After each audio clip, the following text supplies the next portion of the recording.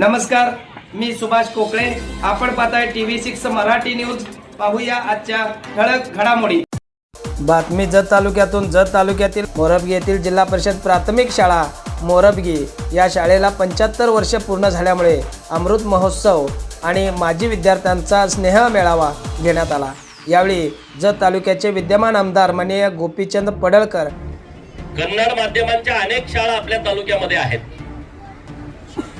कन्नड माध्यमांचे शाळांमध्ये जे रिक्त पद होती शिक्षकांची, ती पद भरण्यासाठी आम्ही सातत्याने प्रयत्न करत होतो. आणि आता नवीन शिक्षक येत नाहीत तोपर्यंत जे रिटायर झालेले शिक्षक आहेत त्यांना नियुक्ती देण्यामध्ये आमच्या जत पंचायत समितीचं शिक्षण विभाग यशस्वी झालेला आहे. त्यासाठी शिक्षण विभागाचं पण मी मनापासून आभार व्यक्त करतो. शाळेच्या बाबतीमध्ये तुम्ही गावकऱ्यांनी जे लक्ष घातलंय ते खरं तर अत्यंत कौतुकास्पद आहे. शाळा आपल्या चांगल्या असल्याच पाहिजेत, शाळांना भौतिक सुविधा मिळाल्याच पाहिजेत. चांगल्या भौतिक सुविधा मिळाल्याच्या नंतर आपल्या गावातल्या विद्यार्थ्यांना चांगल्या दर्जाचं शिक्षण मिळालं पाहिजे. यासाठी आपले सगळे शिक्षक रात्रंदिवस मेहनत घेत आहेत. त्या सर्व शिक्षकांचं मी मनापासून आभार व्यक्त करतो, अभिनंदन करतो.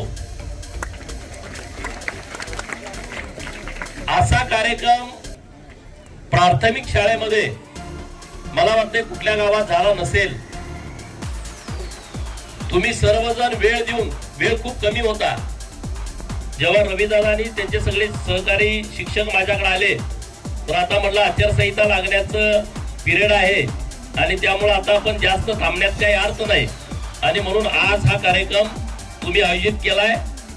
आणि त्यामुळं आजचा कार्यक्रम बघून माझी सुद्धा जबाबदारी वाढलेली आहे. कारण कन्नड माध्यमांच्या शाळांना चांगल्या पद्धतीचा निधी देणं हे माझं कर्तव्य आहे. आणि म्हणून आजच 10 लाख रुपयाचा निधी माझ्या आमदार फंडातून या शाळेसाठी मी मंजूर करतोय. तुमचा कुणीही माणूस ऑफिसला जाऊन आजच्या आज पत्र घेतलं तर बरं होईल, कारण कधी आचारसंहिता लागू शकते.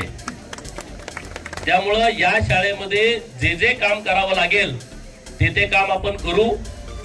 दुसरा महत्वाचा विषय तर 2026च्या डिसेंबर महिन्यामध्ये आपण संक तलावापर्यंत पाणी सोडायची व्यवस्था करतोय.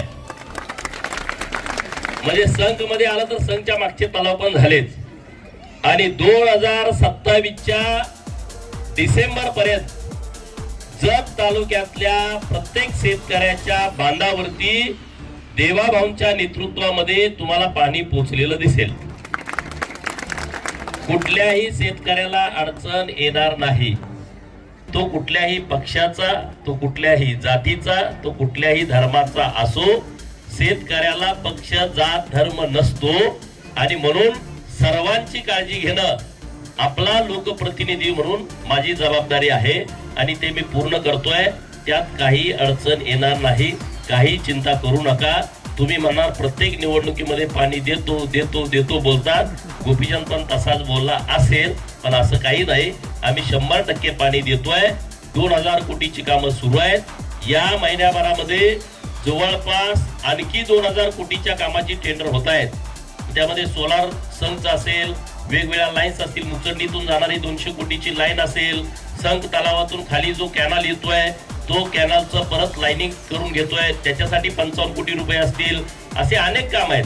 आता हे काही व्यासपीठ नाही, पण तुम्ही सगळे आलाय तर तुम्हाला त्याविषयीची माहिती असावी. दुसरी मागणी मी सरकारकडे केली आहे आणि ती तुमच्या सर्वांच्या कानावरती आली आहे. जत ही दुष्काळ भूमी नाही, जत ही देवभूमी आहे, देवांची भूमी आहे.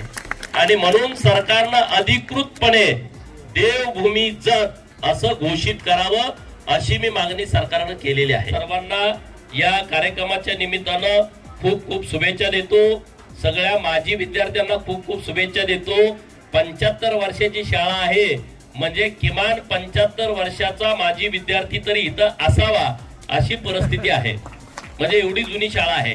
आणि या शाळेच्या बद्दलची तुमची आस्था, तुमचं प्रेम हे असंच कायम राहू द्या, कारण याच शाळेमध्ये आपल्या गावातल्या गरिबांची मुलं शिकतायत. 12 बलुतेदारांची, 18 पगड जातीतली, शेतकऱ्यांची, कष्टकऱ्यांची मुलं इथं शिकतायत. त्यामुळं अनेक दानशूर व्यक्तीने या शाळेला मदत पण केलेली आहे. आर्थिक स्वरूपात असेल, वस्तू स्वरूपात असेल, त्या सर्व ज्यांनी देणगी दिलेली आहेत त्या सर्वांचं मी मनापासून आभार व्यक्त करतो. ನಮಸ್ಕಾರ. ಇವತ್ತು ಮೊರಬಗಿ ಗ್ರಾಮದಲ್ಲಿ ತಾಲೂಕು ಅಧ್ಯಕ್ಷ ಜಿಲ್ಲಾ ಸಾಂಗ್ಲಿ ಕನ್ನಡ ಮಾಧ್ಯಮ ಪ್ರಾಥಮಿಕ ಶಾಲೆಯು 75 ವರ್ಷಗಳನ್ನು ಪೂರೈಸಿ ಇವತ್ತು ಅಮೃತ ಮಹೋತ್ಸವವನ್ನು ಆಚರಿಸಿಕೊಳ್ತಾ ಇದೆ. ಅದು ನಮಗೆಲ್ಲ ಇವತ್ತು ನಾವು ಒಂದು ಮಾಜಿ ವಿದ್ಯಾರ್ಥಿ, ಈ ಶಾಲೆಯ ಮಾಜಿ ವಿದ್ಯಾರ್ಥಿಗಳಾಗಿ ನಮಗೆ ಅದನ್ನ ನಿಮ್ ಜೊತೆ ಹಂಚಿಕೊಳ್ಳಕ್ಕೆ ತುಂಬಾ ಖುಷಿ ಆಗ್ತಾ ಇದೆ.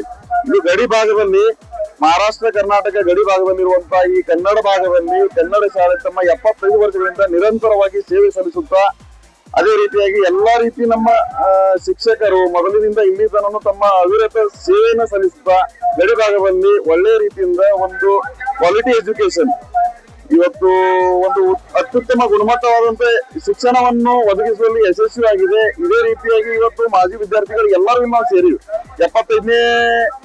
75ನೇ ವಾರ್ಷಿಕೋತ್ಸವ ಹಾಗೂ ಅಮೃತ ಮಹೋತ್ಸವ ಮತ್ತು ಮಾಜಿ ವಿದ್ಯಾರ್ಥಿಗಳ ಸ್ನೇಹ ಸಮ್ಮೇಳನಗೋಸ್ಕರ ನಾವು ಇಲ್ಲೇನು ಸೇರಿದ್ದೀವಿ. ಎಲ್ಲ ಮಾಜಿ ವಿದ್ಯಾರ್ಥಿಗಳು ಇವತ್ತು ಪುಣೆಯಿಂದ ಬಂದಾರ, ಬೆಂಗಳೂರಿಂದ ಬಂದಾರ, ಬಿಜಾಪುರ ಬಂದಾರ, ಸೋಲಾಪುರ, ಡೆಲ್ಲಿಯಿಂದ ಅಥವಾ ಔಟ್ ಆಫ್ ಕಂಟ್ರಿಯಿಂದ ಕೂಡ ಇಲ್ಲಿ ನಮ್ಮಲ್ಲಿ ಇವತ್ತು ಸೇರಿದ್ದೀವಿ.